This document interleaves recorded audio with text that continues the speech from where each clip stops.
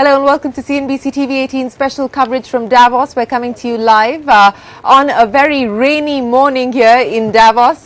Joining me now is a very special guest, a man who is quite frequently on the channel. It's good to have you back, Carmine. Thanks very much for joining us here on CNBC-TV18. Let me start by asking you about what you make of the mood here. The top questions, issues on everybody's mind is what is the global impact of the Russia-Ukraine war on growth, on the economy.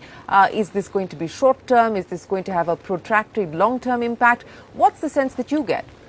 Well, Shereen, first of all, thanks for having me here. It's great to be with you live physically, even though it is raining. But I have to tell you, the last few days, it's been really sunny in Davos, and we've been walking around with no coat, no boots, no snow. It's been wonderful. And that is the sentiment.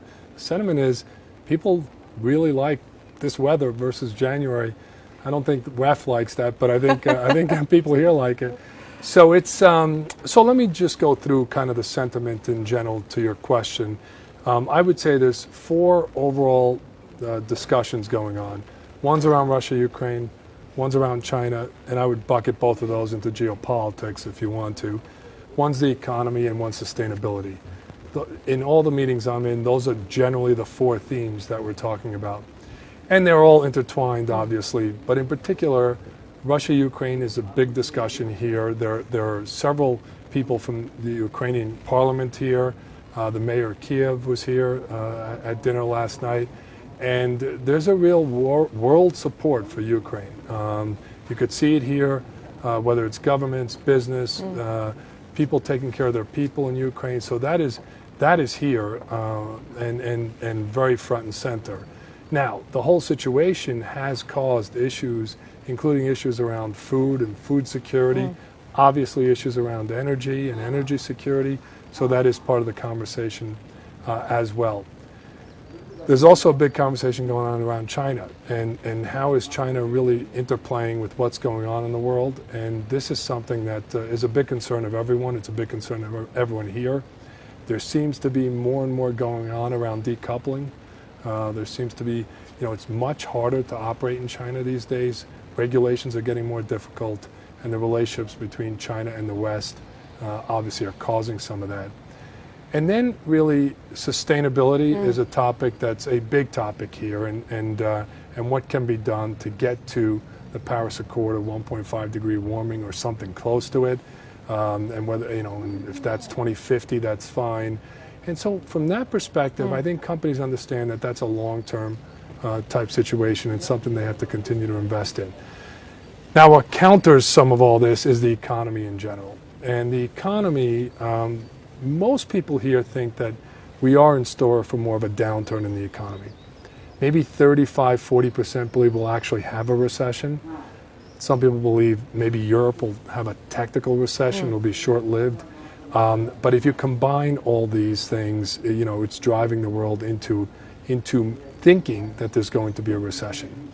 And that's something that we're obviously very concerned about. Now, I will tell you, from an EY perspective and what we're seeing, we're not seeing many signs of slowdown. We're still seeing many companies investing in technology, in transformation, investing in their people. We are still seeing people analyzing deals. They're having a tough time, we say pulling the trigger on deals because the markets are so volatile, and so it's hard to go public in the U.S. right now. But there's a lot of analysis going on, and you'll see deals being announced as well over the next few days. So that's maybe a high level, Shereen, before we get into any details on the conversations that are going on No, I think that sets the context perfectly, Carmine. So let's address some of the issues that you spoke of, and it's good to hear that demand seems to be holding up and sentiment is still okay in the boardroom. It might be tentative, but it's still strong.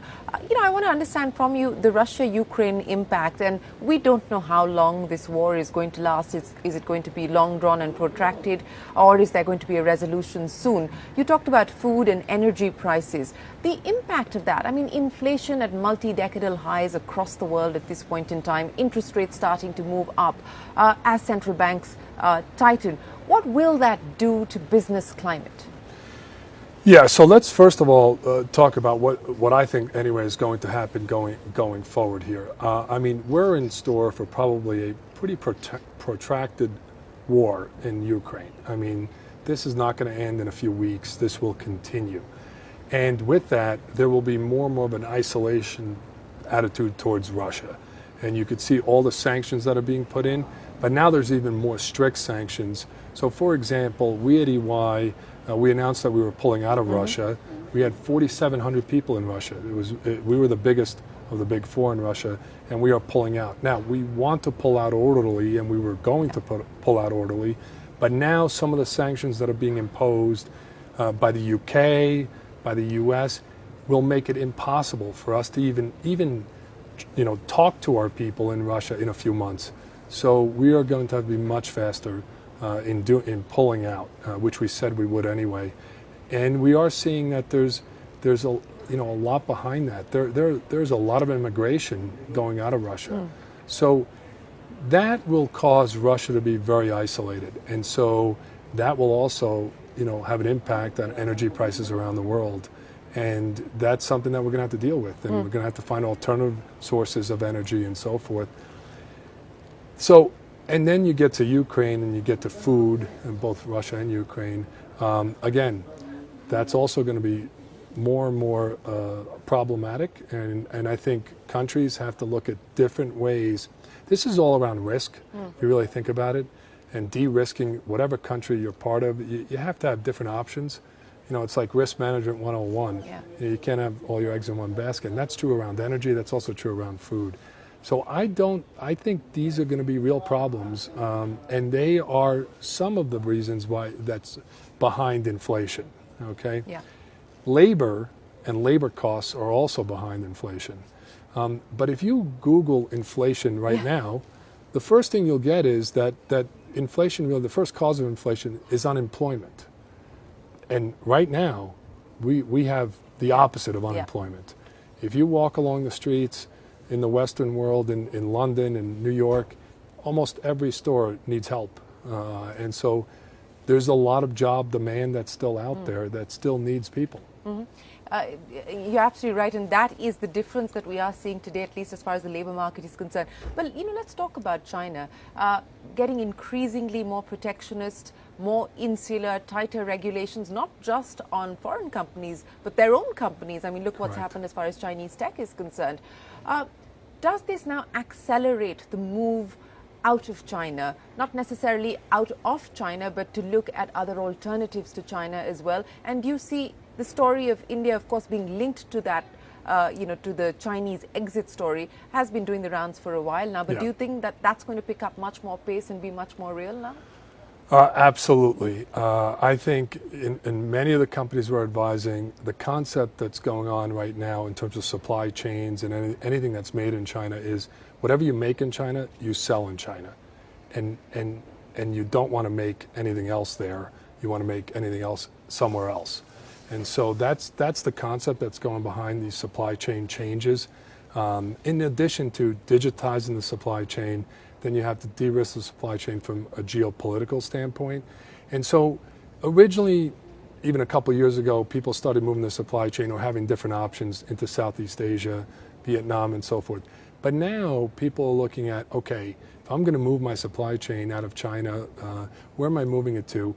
And the geopolitical part now is playing a bigger factor. I want to move it to either my home country or a country that I know will be politically stable and will be friendly with my home company. So the word that's being used right now is friendshoring, as opposed to offshoring or onshoring, but friendshoring. You want to have that supply chain in a friendly country. And I do think India's to gain here. I think India has been gaining already, but I think India's to gain. I think India is viewed globally as a very good place to have your supply chain, very good place to have your people. We at EY, we have over 85,000 people in India.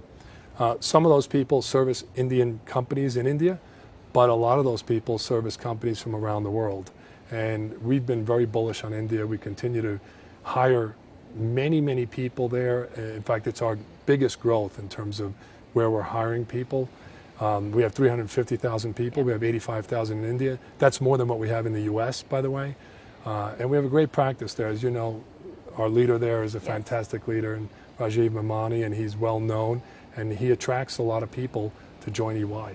Well, yes, EY's India story is well documented. But Carmine, let me understand from you in terms of capital allocation and the decisions that CEOs will now make. And obviously, the risk analysis is on at this point in time. But given the imperatives and priorities, where do you see capital being deployed at this point in time? So first of all, let's talk about capital in general. There's a lot of capital. So when people think like recession and they're all gloomy, okay, corporate balance sheets have more cash on it than they've ever had.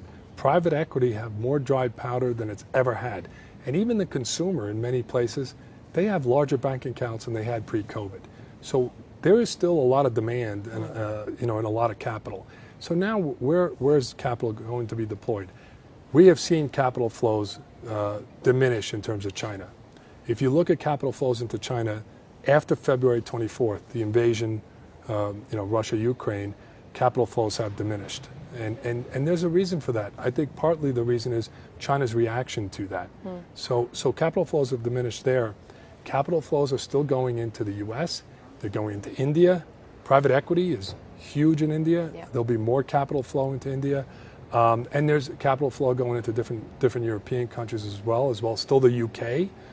The UK has been a big source of capital going into it in the last couple of years, frankly, and that's still going to continue. Business transformation driven by technology is, of course, one of the key focus areas for CEOs. And it's funny because, through the course of the pandemic, you saw tech stocks rally on the back of the expectation that this digital transformation story is going to be a multi-year story, a multi-decade story. We've started to see valuations coming off quite sharply. But does the business story remain as is? There are a lot of tech companies here at Davos, Shereen, and everyone I talk to is very bullish. They're very bullish on their growth. They're very bullish, in particular B2B. There are still many people that have to get onto the cloud. Many people that have to transform their entire technology stack. There's a lot going on in cyber where people have to make new investments. One of the phenomenons going on in cyber is all about post-RSA quantum. So RSA encryption that we use today, when quantum computing comes into being, it will blow right through the encryption. So right now, companies are looking at how do they protect themselves, and there are startup companies that are coming out now with ways to protect themselves. We're actually aligning with some of them. One of them is called Sandbox. It's a spin out of Google. And so this is really important, and it's really important for protection, and it's important that that companies get on this. You'll see more coming out of some governments like the U.S. around basically companies having to protect themselves. These are all things that create opportunities and create, for some people it's going to create cost, but it's going to be well-warranted cost. You were talking about startups and capital. What we have seen, at least in the startup universe, across India specifically, but also in other parts of the world, is trepidation now on what's going to happen to check sizes and what's going to happen to valuations. And we have seen a cut in valuations, perhaps not entirely unexpected. But do you believe that, given the fact that there is enough capital at this point in time, it's pause for now? For what's the pause horizon looking to you? I think there's a pause. I think the horizon is maybe 6 months at most. I mean, I think you're going to start seeing, first of all, startups that are real opportunities, they're still attracting a lot of capital, even just building it up now.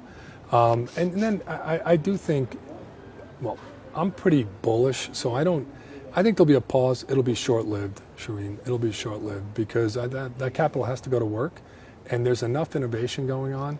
There's a lot of innovation going on in India. Yep. And I think that's drawing some of the capital. You're going to see more of that. And every time people say, it's not all about Silicon Valley anymore, but I just met 3 startups at breakfast this morning who are doing phenomenal things. And they're attracting a lot of capital. And their quote, here's the other thing, they're quote based in Silicon Valley, but their workers now are all over the world. Yeah. And so that's a difference. And it makes a difference. You said ESG is one of the big focus areas here in Davos. I just finished a panel with Brian and Alan from Unilever. And I think the singular message that came through that panel was, look, we need harmonization of ESG metrics and ESG standards. It's going to be unmanageable otherwise to do it. You know, EY, Deloitte, KPMG, all of you came together to put together the metrics with the World Economic Forum. But, you know, harmonization of standards, increasingly the need of the hour today? Yes, and we've talked a lot about that. I was in meetings with the two people you just mentioned talking about that for the last 3 years. Look, there's nothing more than what we would want, the Big Four would want, than harmonized standards here. I mean, it just creates, you know, hassles for us that we don't want. And so when we started on this, I think we all had a dream of a harmonized standard. But now, to me, it looks like we're actually going to have 3 standards. We're going to have the ISSB, that's coming out of the IFRS. We're probably going to have EU, and then we're going to have the SEC. Now, hopefully the basis will all be around the same thing, and how you count carbon and so forth and emissions will all be very, very consistent. If that's the case, I think that's fine. But it's going to take people to say, hey, you know what, I know he has it kind of that way, but this way maybe is okay, and she has it that way, and some compromise.